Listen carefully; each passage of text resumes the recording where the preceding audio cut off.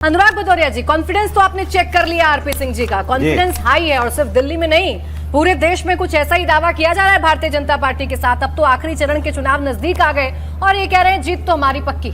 देखिए, भारतीय जनता पार्टी को भी इस बात का एहसास हो गया है, उनको इंटरनली इस बात का पता चल गया है कि इस बार उनकी सत्ता नहीं आ रही है, जनता ने उनको नकार दिया है। अब देखिए, जब भी उत्तर प्रदेश हो, चाहे महाराष्ट्र हो, चाहे पश्चिम बंगाल हो, चाहे दिल्ली हो, किसी भी राज्य में आप चले जाइए, जनता तीन चीज़ पूछती है।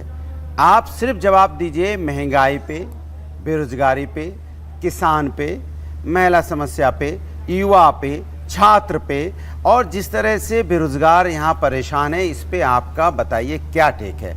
तो ये उस पर कोई बात करना ही नहीं चाहते। देखिए, इन्होंने बोला था जब इनकी सरकार नहीं थी तब ये चिल्ला चिल्ला के कहते थे हम आएंगे, 2 करोड़ रोजगार देंगे, हर घर में खुशियाँ आएंगी, डॉलर यहाँ पे कितना, देखिए रुपए कितना पतला होता जा रहा है, जिस देश का रुपए पतला होता है उस देश का सम्मान गिरता है। और उस समय जब 55-60 रुपये डॉलर के मुकाबले रुपया था, आज तो 83 रुपये हो गया, तो सम्मान ज़्यादा गिरा कि नहीं गिरा, ये भारतीय जनता पार्टी के प्रवक्ता ही बताएंगे। उसके ऊपर उन्होंने कहा क्या काम किया।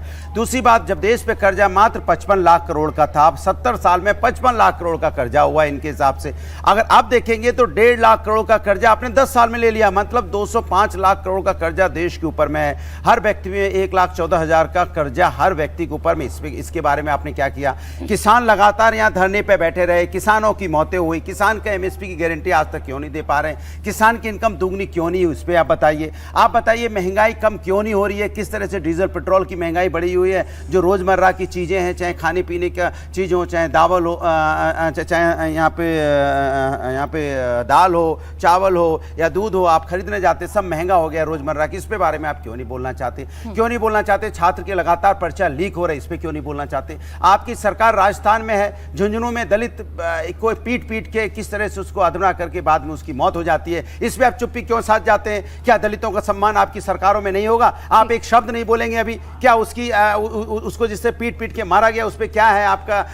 आप उसके बारे में भी जरूर बता के जाएगा। दूसरी बात, अगर उत्तर प्रदेश की बात करेंगे तो आपने कहा था कि हम जब उत्तर प्रदेश में आएंगे 10 विश्व स्तरीय यूनिवर्सिटी बनाएंगे। क्या बन गई? आप तो नोएडा में खड़े, कितनी यूनिवर्सिटी बनाई आप बता दीजिए। आप जब आए थे आपने कहा था कि हम जब उत्तर प्रदेश के अंदर में आएंगे उत्तर प्रदेश को खुशहाली के रास्ते पे ले जाएंगे। आज भी जो समाजवादियों ने काम किया था, चाहे वो मेट्रो हो, चाहे वो एक्सप्रेस वे हो, चाहे वो लैपटॉप हो, चाहे स्टेडियम हो, चाहे 1090 मामलों पर ये खामोश है अनुराग जी, तो कई तो ऐसे भी मामले हैं ना जिन पर आप लोग भी खामोश हैं, जिन पर आप लोग भी चुप्पी नहीं तोड़ते हैं, और आपसे पूछा जाता है तो आप कहते हैं कि इससे भी बड़े मुद्दे हैं इस देश पर। नहीं, बता रहा हूं, आपने छेड़ा तो सुन लीजिए।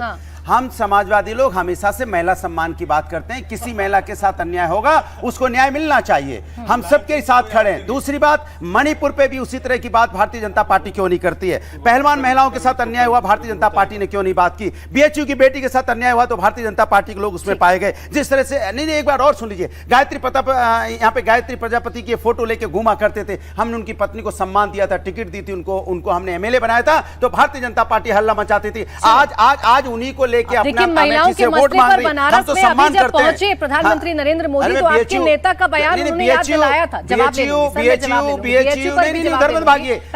क्या बात हुई थी? जब दिल्ली की बात कर रही हूं, आम आदमी पार्टी BHU की बात करो, BHU घटना पे आप क्यों नहीं बोलना चाह रही? बोलना चाहती हूं, मैं तो बोलना चाहती हूँ। आपकी सेलेक्टिव चुप्पी पर सवाल क्या पूछ लिया? अरे मैंने तो बोला ना, मैंने बोला किसी भी महिला के ऊपर आपके नेता का बयान याद है मुझे। इधर उधर मत भागिए, मुझे आपके नेता का बयान याद है, मुझे आपके नेता का बयान याद है, उधर उधर मत भागिए। आप BJP के प्रवक्ता तो है नहीं, मुझे आपके नेता का बयान याद है, मुझे आपके नेता का बयान, क्योंकि आपने लड़ाई शुरू की, मैं तो आपसे लड़ना भी नहीं चाहती थी।